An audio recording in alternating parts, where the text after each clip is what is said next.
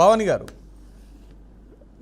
BRS సర్కారు ఉద్యోగాలు ఇవ్వట్లేదని చెప్పేసి నిరుద్యోగులంతా కథం తొక్కి బీఆర్ఎస్ సర్కార్ని ఓడగొట్టి కాంగ్రెస్ ప్రభుత్వం వస్తే ఏమన్నా ఉద్యోగాలు ఇస్తున్నామంటే అసలుకే ఎసరు పెట్టినటువంటి పరిస్థితి.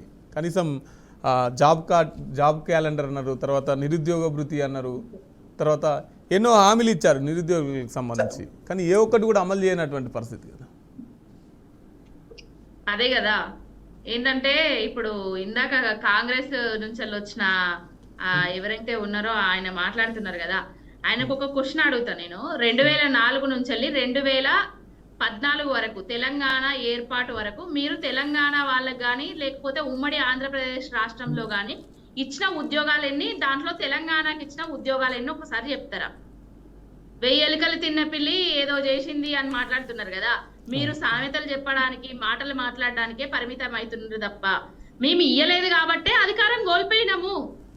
మీరు ఇస్తా అని చెప్పిండ్రు కదా, 2 లక్షల ఉద్యోగాలు అన్నారు కదా, భరోసా కార్డులు అన్నారు కదా, నిరుద్యోగులకు నిరుద్యోగ భృతి ఇస్తామని చెప్పిండ్రు కదా, నిరుద్యోగుల ఓట్ల మీదనే రాజకీయాలు చేసిండ్రు కదా, నిరుద్యోగులతోటి బస్ యాత్రలు చేసిండ్రు కదా, నిరుద్యోగులతోటి ఊళ్ళకు నిరుద్యోగుల ఉస్మానియా యూనివర్సిటీ నుంచి పిల్లల్ని పంపించి ప్రచారాలు చేసిండ్రు కదా. కేసీఆర్ గారి మీద బీఆర్ఎస్ పార్టీ మీద వ్యతిరేకత ప్రచారాలు చేసిండ్రు కదా. 10 ఏళ్లల్లా మేము చేసింది చెప్పుకోలేకనే ఓడిపోయినాం. 10 ఏళ్లలో మేము ఏం చేసినామంటే 2 లక్షలకు పైచిలకు ఉద్యోగాల నోటిఫికేషన్లు ఇచ్చినాము. దాంట్లో దాదాపుగా 1,60,000 ఉద్యోగాలను భర్తీ కూడా చేయడం జరిగింది. దాంట్లో ప్రాసెస్ లో ఉన్న ఉద్యోగాలే, జాబులు ఇచ్చిన ఉద్యోగాలే నియామక పత్రాలు ఇచ్చుకుంటా మందికి పుట్టిన బిడ్డలను మా బిడ్డలు అని ముద్దాడుకుంటా అదే నియామక పత్రాలను పంచుతున్నారు కదా, అవి కూడా బీఆర్ఎస్ పార్టీ ఇచ్చిన ఉద్యోగాలే. మీరు దాదాపుగా 2004 నుంచి 2014 దాకా కూడా ఇయని ఉద్యోగాలను మేము ఇచ్చినాము. 10 ఏళ్లలో తెలంగాణ వస్తే ఏమొస్తుంది అన్నోళ్లకు చెంపపెట్టుగా తెలంగాణ వస్తే ఉద్యోగాలు వస్తాయి అనేసి నిరూపించినాము. 7 జోన్లు చేసినాము, 7 మల్టీ జోన్లు చేసినాము. జూన్ 2, 2014 నుంచే ఉద్యోగ నోటిఫికేషన్లను జారీ చేసినాము. ఇవన్నీ తెలియదా? కేసీఆర్ గారు ఏం చేసిండ్రు, బీఆర్ఎస్ ఏం చేసింది అని మాట్లాడుతాండ్రు. అదే విధంగా ఐటీ సెక్టార్ ను అభివృద్ధి చేసినాము, ఐటీ నుంచి ఇండస్ట్రీలు వచ్చే విధంగా చేసినాము. మా కేటీఆర్ గారు ఎన్నో ప్రభుత్వ ఉద్యోగాలే కాదు ప్రైవేట్ ఉద్యోగాలు ఐటీ సెక్టార్ లో ఉద్యోగాలను కూడా తీసుకొచ్చిండ్రు. మీరెన్ని ఐటీ కంపెనీలు తీసుకొచ్చిండ్రు, ఎంత ఎక్స్పోర్ట్ అవుతుంది, ఎన్ని లక్షల ఉద్యోగాలు ఐటీ ఇండస్ట్రీలో భర్తీ చేస్తున్నారు, ఏం జరుగుతున్నది అసలు తెలంగాణ రాష్ట్రంలో? ఇస్తా అని చెప్పి అధికారంలోకి వచ్చి వాళ్ళు అంటారు ఏదో మనం పైనున్నోళ్ళు బీజేపీ వాళ్ళు సంవత్సరానికి 2 కోట్ల ఉద్యోగాలని వాళ్ళు చెప్పిండ్రు. వీళ్ళు కాంగ్రెస్ వాళ్ళు ఏం చెప్పిండ్రు, సంవత్సరానికి 2 లక్షల ఉద్యోగాలు అని చెప్పిండ్రు. ఉద్యోగాలు ఇవ్వకపోయినా కనీసానికి విద్యార్థులకు ఏమన్నా చదువు అయిపోయిన వాళ్ళకు లోన్లు ఏమన్నా ఇస్తున్నారా? మీరు కంపెనీలు పెట్టుకోండి, నిరుద్యోగులకు ఏమైనా లోన్లు ఏమన్నా ఇస్తున్నారా? మీరు కంపెనీలు పెట్టుకోండి, స్టార్టప్లు స్టార్ట్ చేయండి అనేసి ఏమన్నా ప్రోత్సహిస్తున్నారా? అంటే అది లేదు ఇది లేదు. ఏమన్నంటే ఆ సమైక్య అదే మహిళా సంఘాలను పిలుస్తాండ్రు, పావుల వడ్డీలు అది ఇది అంటారు, వాళ్ళకేమో మాయమాటలు చెప్పేసి మళ్ళా ఏవైతే ఓట్ల కోసము ఏవైతే నానా తంతాలు పడుతుండ్రు. ఇప్పుడు జిహెచ్ఎంసీ ఎన్నికల కోసము, రాబోయే జడ్పీ ఎన్నికల కోసము నానా తంటాలు పడుతున్నారు. ఎలక్షన్లు వస్తేనే మీకు ఆడవాళ్ళు గుర్తుకొస్తారా? ఎలక్షన్లు వస్తేనే మీకు నిరుద్యోగులు గుర్తుకొస్తారా? ఎలక్షన్లు వస్తేనే రైతన్నలు గుర్తుకొస్తారా? ఇప్పుడు రైతుకు కొడుకులు బిడ్డలు ఉంటారు, వాళ్ళు బాగా అప్పులు చేసి నా కొడుకు నా లెక్క కష్టపడద్దు, జాబులు చేయాలి, ఉద్యోగాలు రావాలనేసి కష్టాలు పడి వాళ్ళు చదివిస్తారు. ఇంకా అప్పుల పాలయ్యే రైతుకు ఇంకా అప్పుల పాలయ్యే విధంగా రైతు బంధును కూడా భరోసా ఇస్తా అని చెప్పేసి ఆ బంధును కూడా బంద్ పెట్టారు కదా. ఇప్పటి వరకు ఎన్నిసార్లు రైతు బంధు ఇచ్చిండ్రు మీరు? ప్రభుత్వం ఏర్పడిన తర్వాత ఏది లేదండి, కొలువులు లేవు, రైతు బంధు లేదు, అన్నిటికీ బంద్ పెట్టిండు. ఒకటే నడుస్తుంది, కమిషన్లు కాంట్రాక్టులు. ఎవరైతే వాళ్ళ ఉద్యోగాల కోసం ట్రై చేసిండ్రో, నిరుద్యోగులను రెచ్చగొట్టిండ్రో వాళ్ళ ఉద్యోగ భర్తీలు అయిపోయినాయి, వాళ్లకు లక్షల కోట్లు వస్తున్నాయి, వాళ్ళు వెనకేసుకుంటున్నారు తప్ప ఇంకొకటి అయితే ఏం లేదు. తెలంగాణ రాష్ట్రాన్ని సర్వనాశనం చేస్తున్నారు రేవంత్ రెడ్డి కాంగ్రెస్ పార్టీ. రైట్. సునీల్ గారు, నాకు చిన్న ఇంటరప్షన్ వచ్చింది, నేను వేరే దగ్గర ఉన్న వైఫై ఏదో ప్రాబ్లం. 2 లక్షల ఉద్యోగాలు ఇస్తామన్నారు, కనీసం 11,000 ఉద్యోగాలకే 3 సంవత్సరాల దగ్గరికి వస్తున్నాయి. మధు గారు 11,000 ఉద్యోగాలని వాళ్ళు, 80,000 ఉద్యోగాలని మేము ఇదంతా కాదు, ప్రతి దానికి ఒక లెక్క ఉంటది, ఒక పత్రం ఉంటది. ఇందాక బిఆర్ఎస్ సోదరు ఏదో మాట్లాడుతా ఉంది, కాంగ్రెస్ వాళ్ళు ఏదో వచ్చి మాట్లాడుతా ఉన్నారని. ఎస్, కాంగ్రెస్ పార్టీ ఖచ్చితంగా కట్టుబడి ఉంది. కాంగ్రెస్ పార్టీ నిరుద్యోగులకు ఉద్యోగాలు ఇవ్వనికే అధికారంలోకి వచ్చినాం. కాకపోతే అక్కడ ఇదివరకు వాళ్ళు చెల్లా చెదరం చేసి ప్రభుత్వాన్ని లేకపోతే కేంద్రం అంటే బడ్జెట్ ను కూడా అల్లకల్లోలం చేసి ఎందుకు పనికి రాకుండా అస్తవ్యస్తంగా ఒక కళ్ళంలో వడ్లను జడబోసినట్టుగా ఈ రాష్ట్రాన్ని నాశనం చేసి రాష్ట్రంలో నిధులను పాడి చేసి నియామకాలకు అవసరం లేకుండా 10 సంవత్సరాల వ్యవధిలో పూర్తి విధ్వంసాన్ని సునీల్ గారు రాష్ట్రం ఈ విధంగా ఉందని హామీలు ఇచ్చేటప్పుడు తెలీదా? కాదు, అస్తవ్యస్తంగా ఉందని మాకు మేనిఫెస్టో ప్రకటించిరు చూడండి, మేనిఫెస్టోలో రాసిరు చూడండి నిరుద్యోగులకు కొన్ని డిమాండ్స్. అప్పుడు తెలియదా? అప్పుడు తెలుసు కదా. అప్పుడు మాకు చెప్పిన మాట ఏంది? అప్పుడు మాకు ఒక నిమిషం, అప్పుడు మాకు మీరు చెప్పిన మాట ఏంది? ఇవన్నీ అస్తవ్యస్తంగా ఉన్నాయి, ఈ జీవోలన్నీ రద్దు చేస్తాం, ఈ జీవోలన్నీ రద్దు చేస్తాం, మన గవర్నమెంట్ మనం తెచ్చుకొని ఇవన్నీ రద్దు చేద్దామని చెప్పారు కదా. మీరు అధికారంలోకి వచ్చిర్రు, మరి ఇవన్నీ ఎక్కడ రద్దు చేసిరు జీవోలన్నీ? ఆ జీవోలు అట్లే పెట్టి కొత్త నోటిఫికేషన్లు ఎట్లా ఇస్తారు మీరు? మేము చెప్పిందే అది కదా. ఫీజులు ఎట్లా తీసుకుంటున్నారు? ఒకసారి మీరు మేనిఫెస్టో మర్చిపోతే ఒకసారి తీసుకొని లైవ్ లోనే ఉంటాము, తీసుకొని చదువుకోండి. అసలు ₹1 ఫీజు తీసుకోకుండా వినండి, ఫస్ట్ ₹1 ఫీజు తీసుకోకుండా మేము అప్లికేషన్స్ తీసుకుంటామన్నారు. ఈ రోజు అప్లికేషన్లు 1000 పెంచి 1000 లేకుండా ఏ అప్లికేషన్ లేదు. సెంట్రల్ ఎగ్జామ్స్ కి కూడా లేదండి అంత ఫీజు.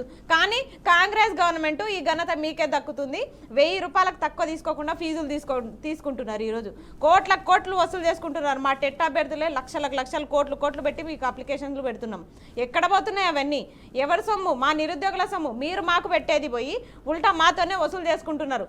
ఓట్లేసి గెలిపించిన పాపానికి ఈరోజు మా నుంచి కోట్లు వసూలు చేసుకుంటున్నారు. 6 నెలలకు ఒకసారి మీరు టెట్లు పెట్టి, సంవత్సరానికి ఒకసారి సెట్టు పెట్టి ఈ రోజు 1000-1500 ఫీజులు వసూలు చేసుకుంటున్నారు. ఇవన్నీ లెక్క చెప్తారా మీరు? అన్ని ప్రతి దానికి ఒక లెక్క ఉంటదండి. ప్రభుత్వం అంటే కొన్ని అవిగా ఉంటాయి. మనం ఏది ఊహించుకొని మనదే కరెక్ట్, మనం చూసేదే కరెక్ట్, మనం విన్నదే కరెక్ట్ అని ఎవరి కాళ్ళు మాట్లాడేది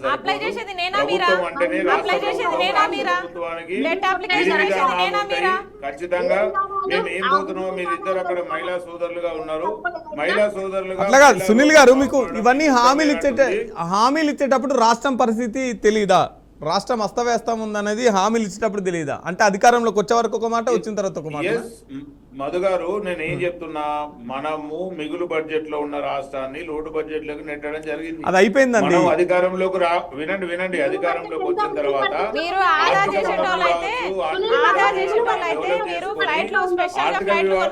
ఇంకా 10 ఏళ్ళైనా అయ్యేలా కేసీఆర్ ఒకవేళ కర్మగాలి గెలిచి ఉంటే కూడా ఇంతకంటే దారుణమైన పరిస్థితి ఉండే. రేవంత్ రెడ్డి గాని కాంగ్రెస్ ప్రభుత్వాన్ని నిరుద్యోగులు గాని తెలంగాణ రాష్ట్రం గాని అభినందించాల్సింది పోయి ఏదో నిందలేస్తే సరిపోదు కదా అని చెప్పి మాట్లాడుకుంటూ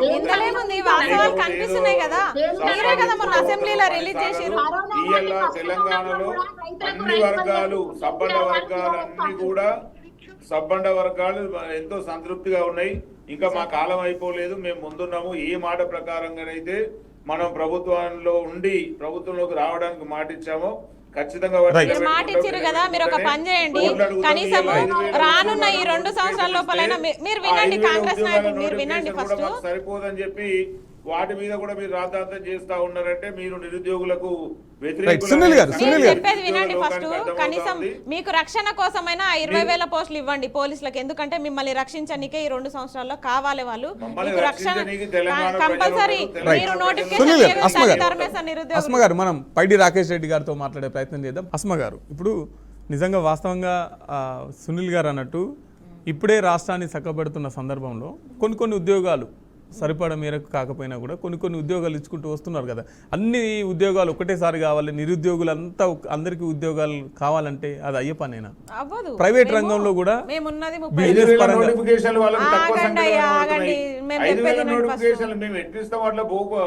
వాటికి అప్లై చేసుకొని నిరుద్యోగ ఎలక్షన్ లో మరి అందరికీ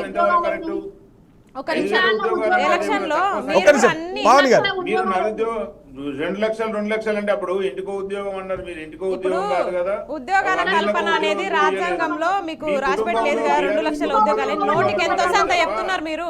అదే మీ ఎమ్మెల్యే పదవులు అయితే గిన్నే పెట్టాలని ఉంటది కదా కండిషన్.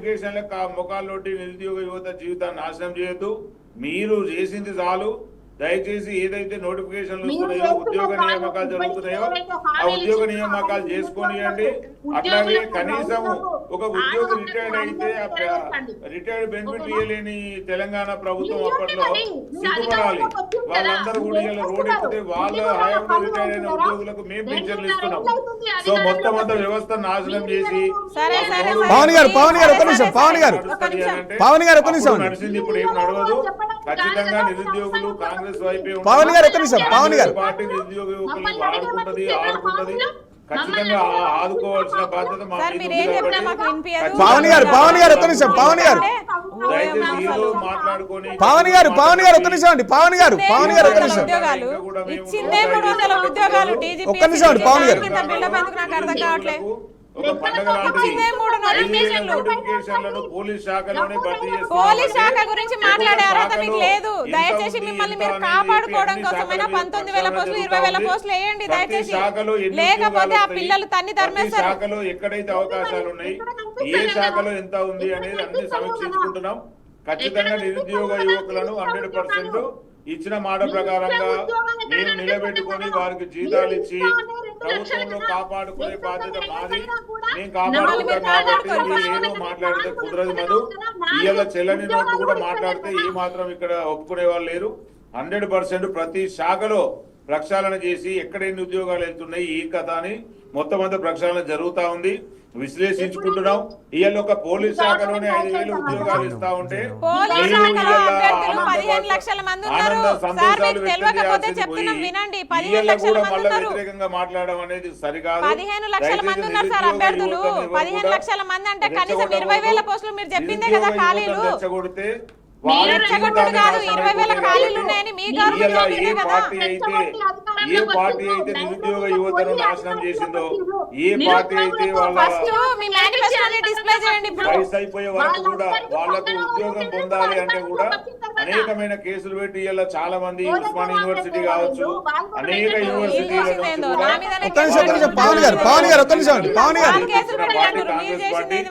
అనేక మందిని జైల్లో పెట్టింది. కనీసం ఎదురు అడిగే హక్కు కూడా లేకుండా ఒక నియంత పాలన చేసి ఈ తెలంగాణ రాష్ట్రాన్ని సర్వనాశనం చేసిన పార్టీ ఒక్క నిమిషం సునీల్ గారు ఒక్క నిమిషం, మనతో పాటు రాకేష్ రెడ్డి గారు జైన్ కాబోతా ఉన్నారు. ఒక్క నిమిషం పవన్ గారు, 2 లక్షల ఉద్యోగాలకు కాంగ్రెస్ పార్టీ కట్టుబడి ఉంది. అవి ఇచ్చే వరకు కూడా ఒక్క నిమిషం సునీల్ గారు ఒక్క నిమిషం మాట్లాడితే కుదరదు. సునీల్ గారు ఒక్క నిమిషం అండి. మీ ఇద్దరు కూడా నా కమాండర్స్ ఫాలో అవ్వాలి, అవ్వాలండి. ఒక్క నిమిషం మీ ఇద్దరు మా కమాండర్స్ ఫాలో అవ్వాలి. ఒక్క నిమిషం, మీరు ఇద్దరు మాట్లాడుతుంటే బయటికి ఎవరి వాయిస్ క్లియర్ గా వినిపించదు కదా. ముగ్గురు గారు ఇప్పుడు కేసీఆర్ లెక్క ఊకదప్పుడు ఆమె ఎవరో బీఆర్ఎస్ ఆమె 24 గంటలు మొత్తం టైం అంతా నాదే అంటే కుదరదు.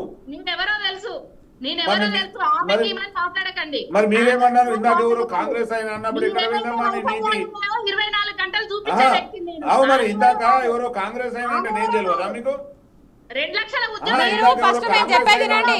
ఇక్కడ నిరుద్యోగుల తరపు నుంచి నేను వచ్చినా కదా, ఫస్ట్ మా డిమాండ్ విన్నారా మీరు? ఎన్ని లక్షల ఉద్యోగాలు భర్తీ చేసింది అది ఇందాక ఎవరు కాంగ్రెస్ అయినా అన్నప్పుడు మీకు సోయలేదమ్మా మాట్లాడడానికి? కానీ ఆగండి కొంచెం. అవును మరి సోయి లేక మాట్లాడుతున్నావు. నేను మాట్లాడుతుంటే ఎదురుగా మాట్లాడుతామా? నువ్వు మాట్లాడేటప్పుడు మేము అడ్డొచ్చామా? అదే కనబడ్డది కదా పాతాళంలో ఫస్ట్ ఆఫ్ ఆల్ నాకు ఆన్సర్ చెప్పండి. ఇద్దరు కూడా నాకు ఆన్సర్ చెప్పాలి. మీ అక్కసు ఇవన్నీ అన్ని ఉగ్రవాద మాటలు ఒక్క నిమిషం సునీల్ గారు ఒక్క నిమిషం రాకేష్ రెడ్డి గారు ఒక్క నిమిషం మాట్లాడేది. మీరు సెన్సార్ వర్డ్స్ ఎందుకమ్మా మాట్లాడేది? పవన్ గారు ఒక్క నిమిషం అస్మా గారు ఫస్ట్ ఆఫ్ ఆల్ మీరు ఇద్దరు కూడా వచ్చిర్రు కదా, ఫస్ట్ అధికారంలో ఉన్న కాంగ్రెస్ మేము చెప్పేది వినాలే, మా డిమాండ్స్ వినాలే, అది ఎక్కడైనా సరే మీ బాధ్యత. కానీ మేము చెప్పేది వినకుండా మోసం చేసిందే కాక ఇప్పుడు నయం వంచన చేసిరు మీరు. అయినా సరే మేము వింటున్నాం, ఇంకా వింటున్నాం. ఒక్క నిమిషం, సునీల్ గారు ఒక్క నిమిషం. ఆగండి సునీల్ గారు ఒక్క మేము నిమిషం. చెప్పేది వినండి, మీరు వినండి. సునీల్ గారు ఒక్క నిమిషం. మీరు సునీల్ గారు ఒక్క చెప్పింది నిమిషం. సరే, మీరు చెప్పిందే కదా 46 జీవోని రద్దు చేస్తామన్నారు కదా, 46 జీవోని రద్దు చేస్తామన్నారు కదా, శ్రీధర్ బాబు సారే చెప్పారు కదా, స్వయంగా శ్రీధర్ బాబు సారే 46 జీవోని రద్దు చేస్తాం, అధికారంలోకి రాగానే రద్దు చేస్తామని శ్రీధర్ బాబు సార్ చెప్పారు. కావాలంటే మీరు ఫోన్ తీసుకొని అడగండి మేమేమైనా అబద్ధాలు చెప్పి ఉంటే. ఎందుకంటే మేము చెప్పిందే చేస్తామని చెప్తున్నారు కదా. 25,000 మెగా డిఎస్ ఏడుంది, 46 జీవో రద్దు ఏడుంది, 29 జీవో ఎక్కడుంది, అసలు టీజీపీఎస్సీ ప్రక్షాళన అన్నారు, సిలబస్ కమిటీ అన్నారు. ఇంకొకటి అసలు నిజంగా టీజీపీఎస్సీ బోర్డులు అన్నానా మీరు అన్ని పోస్టులు ఫిలప్ చేసిరా? పోని మా పోస్టులు తర్వాత కానీ మా ఉద్యోగాల తర్వాత కానీ ఫస్ట్ టీజీపీఎస్సీలో అన్ని ఉద్యోగాల భర్తీలు ఉన్నాయా? అందరు ఉన్నారా? సమన్వయంగా అందరూ అన్ని పోస్టులలో ఉన్నారా? అసలు అధికారంలో అయితే ఎవరైతే కొన్ని ఆఫీసులు ఉన్నాయో డిఎస్సి బోర్డు కానీ, గురుకుల బోర్డు కానీ, అలాగే టీజీపీఎస్సీ బోర్డు కానీ, ఈ బోర్డులలోనే ఖాళీలు ఉన్నాయి. ఫస్ట్ ఈ ఖాళీలను కూడా భర్తీ చేసే పరిస్థితిలో మీరు లేరు. 2 లక్షల ఉద్యోగాలు అన్నారు, ఏడాది లోపే అన్నారా లేదా? ఏడాది లోపే అని చెప్పి 2.5 సంవత్సరాలు గడుస్తున్నా ఇప్పటికీ దాన్ని ఊసు లేకుండా మీరు ఏదేదో మాట్లాడతారు. మేము చెప్పిందే చేసినాం, చెప్పింది ఏం చేసిరు? కనీసం 50,000 ఉద్యోగాలు కూడా మీరు ఇవ్వలేదు. ఇంకొకటి స్వయంగా మీరే చెప్పారు మొన్న అసెంబ్లీలో 11,000 ఉద్యోగాలు మాత్రమే మేము ఇచ్చినాము అని చెప్పేసి మీరే అసెంబ్లీ సాక్షిగా మీరు చెప్పారు. ఇప్పుడు మీరు మేము ఇచ్చినాము 60,000 ఇచ్చినాము 70,000 ఇచ్చినామని మీరు ప్రగల్భాలు పలుకుతే ఊరుకుంటే ప్రసక్తి లేదు. ఇంకొకటి మీరు ఇట్లా మాట్లాడద్దు. ఫస్ట్ మేము చెప్పేది వినండి, ఫస్ట్ మేము చెప్పేది వినాలి. ఫస్ట్ నిరుద్యోగులు చెప్పేది వినండి. 46 జీవోని రద్దు చేసి పోలీస్ నియామకాలు భర్తీ చేస్తామన్నారు. కనీసం ఏజ్ రిలాక్సేషన్ పెంచండి అంటే ఏడాది పాటు వయోపరిమితి ఇస్తారా? ఏడాది పాటే ఎక్స్పైరీ డేట్ ఇస్తారా? మీరు అదేమన్నా పారాసెటమాల్ టాబ్లెట్ అనుకుంటున్నారా? ఏడాది పాటే ఇచ్చిరు. ఈ ఏడాది లోపు మీరు 2 లక్షల ఉద్యోగాలు మీరు భర్తీ చేసే మొక్కాలేనా? ఈ 2 లక్షల ఉద్యోగాలు నోటిఫికేషన్ ఇస్తారా? నేను చెప్పేది చెప్పేది వినండి. ఫస్ట్ 1 ఇయర్ లోపు వ్యాలిడిటీ ఇస్తే ఆ ఏజ్ రిలాక్సేషన్ కి 1 సంవత్సరం పాటు మీరు వ్యాలిడిటీ ఇస్తే ఈ 1 ఇయర్ లో ఆల్రెడీ నెల గడిచిపోయింది. ఈ 11 నెలల్లో మీరు అన్ని రకాల నోటిఫికేషన్లు ఇస్తారా? భర్తీ చేస్తారా? ఒక నోటిఫికేషన్ ఇస్తే 2 సంవత్సరాల కాలం పడుతుంది. ఒక్క నోటిఫికేషన్ రిలీజ్ అయితే 2 సంవత్సరాల కాలం పడుతుంది. అది మీకు తెలియదేమో, చెప్పేది వినండి. ఫస్ట్ చెప్పేది వినండి. ఒక్క నోటిఫికేషన్ ఇస్తే సునీల్ గారు ఎందుకు వచ్చారు మీరు? ఫస్ట్ వినండి మీరు. ఒక్క నోటిఫికేషన్ రిలీజ్ చేస్తే అది నోటిఫికేషన్ ఇచ్చి ఎగ్జామ్ రాసి మా ప్రిపరేషన్ అయిపోయి రిజల్ట్స్ వచ్చి వెరిఫికేషన్ అయ్యి తర్వాత అపాయింట్మెంట్ తీసుకునేసరికి 2 సంవత్సరాల కాలం అన్న పడుతుంది. 2 సంవత్సరాల కాలం అన్న పడుతుంది ఒక నోటిఫికేషన్. అలాంటిది మీరు ఇప్పటికీ నోటిఫికేషన్ రిలీజ్ చేయలేదు. మళ్ళీ చెప్తున్నారు జూన్ 2 అంటే మా ఆశలన్నీ అరియాసలు చేసేసిరు. మళ్ళీ పని నుంచి మాట్లాడుతున్నారు. వాదించడం కాదు, ఫస్ట్ వాస్తవాలు మాట్లాడండి. వాదించడం కాదు. నేను కూడా వాదిస్తా. మీరు వాదిస్తే నేను కూడా మీకంటే ఎక్కువ వాదిస్తా. బరాబర్. మీరిచ్చే మొక్కాలేనా అంటున్నా. ఇప్పుడు కూడా అంటున్నా. ఏంది ఎక్స్పైర్ డేట్ పెడతారా? ఓటీఆర్ కి ఎక్స్పైర్ డేట్ పెడతారా? ఓటీఆర్ కి లాస్ట్ డేట్ ఎందుకు అంటున్నాం? ఓటీఆర్ డిగ్రీ అయిపోయిన పిల్లలు ఎప్పటికప్పుడు ఫ్రెష్ గా అప్డేట్ చేసుకుంటారు. ఇప్పుడు ఇయర్ ఓటీఆర్ అంటే వాళ్ళకి తెలియదురా. ఓటీఆర్ అంటే తెలియదు మీకు. First of all 1 time registration అంటారు దాన్ని. అది దానికి లాస్ట్ డేట్ ఎందుకు పెట్టారు? ఏటీఎం కార్డు వాడు ఒకటే తెలుసా మీకు? ఏటీఎం కార్డు వాడు ఒకటే తెలుసా? మా ఖజానా వాడు ఒకటే తెలుసా మీకు? ఏం తెలుసు మరి మీకు? మేము చెప్పేది వినండి. ఫస్ట్ మీరు ఫస్ట్ ఓటీఆర్ కి లాస్ట్ డేట్ ఎందుకు పెట్టిరు? ఏజ్ రిలాక్సేషన్ కి 1 ఇయర్ పెట్టిరు. ఏజ్ రిలాక్సేషన్ గురించి చెప్పండి. తను అడిగే వాటి క్వశ్చన్స్ కి సమాధానాలు చెప్పండి. సమాధానం చెప్పకుండా ఏదేదో బయలుదేరి అయిపోయిందా? చెప్పండి. ఇప్పుడు ఆ సోదరు ఏదో గొంతు తీసుకొని మీ మొక్కాలేనాదా ఇదని కొంచెం ఒక నిరుద్యోగి అయిన వాళ్ళు లేకపోతే ఒక ఉద్యోగాలకు పోయేటోళ్లకు కనీసం కామన్ సెన్స్ అనేది ఇంపార్టెంట్. నంబర్ 1. మీకు అంత సెన్స్ ఉంటే నా మీద కేసులే పెట్టేటోళ్ళు కాదు. అమ్మాయిల మీద కేసులు పెట్టిన ఘనత మీకే దక్కింది. ఉద్యోగాలు అడిగితే కేసులు పెట్టిరు మీరు. కోర్టులకు తిరిగింది నేను, నా నొప్పి నాది. మరి మీకోసం తిరిగినప్పుడు కామన్ సెన్స్ గుర్తు రాలేదా? మీకోసం ప్రచారాలు చేసినప్పుడు కామన్ సెన్స్ గుర్తు రాలేదా? మీకు 2 సంవత్సరాల ముందు కామన్ సెన్స్ గుర్తు రాలేదా? ఆనాడు మేము మంచిగానే కనిపించినాం. ఆనాడు మేము సునీల్ గారు మనతో పాటు పైడి రాకేష్ రెడ్డి గారు జాయిన్ అయ్యారు. ఒక్క నిమిషం సునీల్ గారు.